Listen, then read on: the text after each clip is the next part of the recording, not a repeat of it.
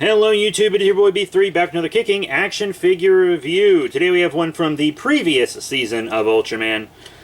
The Ultra Monster series, Grigio Bone, or Grigio Bone. I can never pronounce his name right, but this is his bone form, which is his first form, the first monster that they fought in Ultraman Rube, and it is, did I say Geed earlier? I meant to say Rube.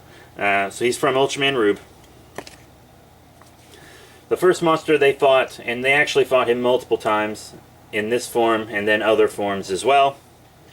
Number 91 in the Ultra Monster series. Here's his tag, back of the tag, inside of the tag. Cool enough. Put that in my tag bag. Put that in my tag bag. But I just really liked this monster. It had several good appearances. It was a strong monster. It has a good design, and it was a funny monster. Like there's this one scene where he's just watching the two Ultramen argue, and like waiting for them, and then there's one where they're arguing again, and he like taps Ultraman Rosso on the shoulder to get his attention because he wants to fight. He was a funny monster. He could be serious and he could be funny. I really liked that about him.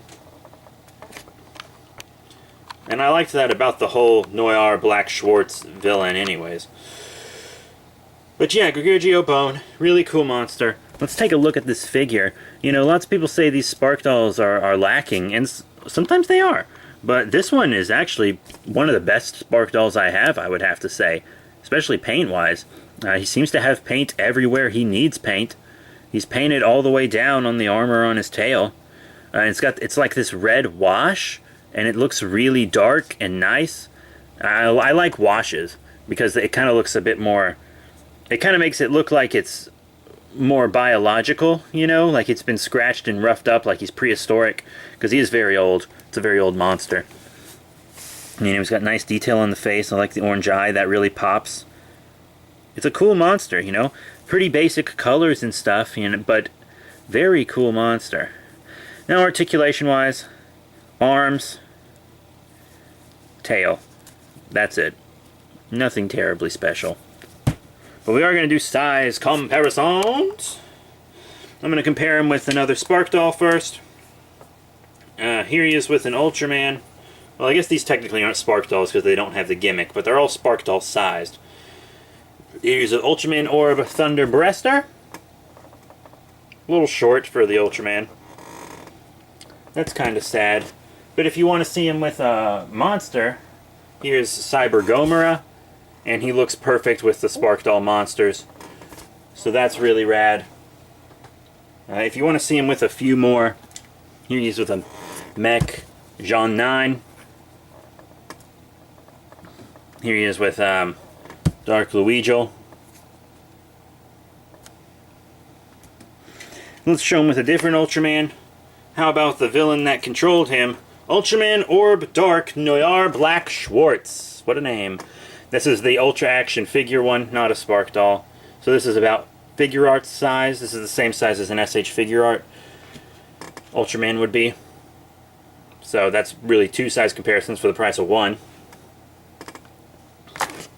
Let's show him with a DX monster. I actually bought both of these around the same time. Well, I got them in the mail around the same time, but I actually bought the one I'm about to show you way before that. Gilbaris, so that's a modern DX. Cool. Obviously they don't scale well together, but what you gonna do? And of course it's a kaiju, so you gotta show them with the Godzilla.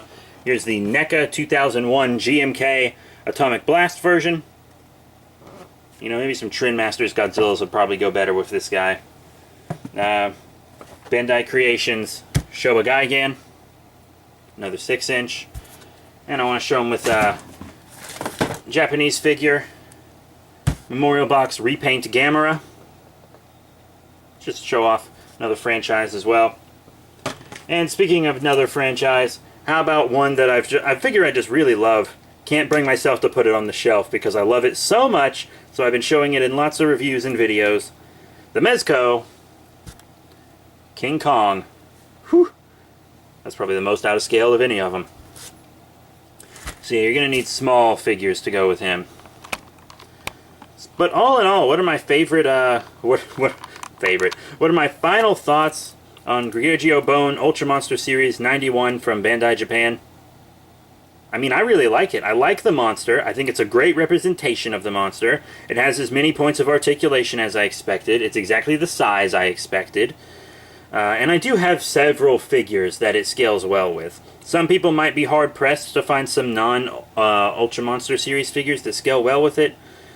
But I mean, I have several of the other Ultra Monsters, and I also have several Trendmasters Godzilla figures that'll look good with him. I didn't show any Trendmasters Godzillas in this review, simply because they are in my room at the parents'. But I also have Trendmasters Gamera stuff.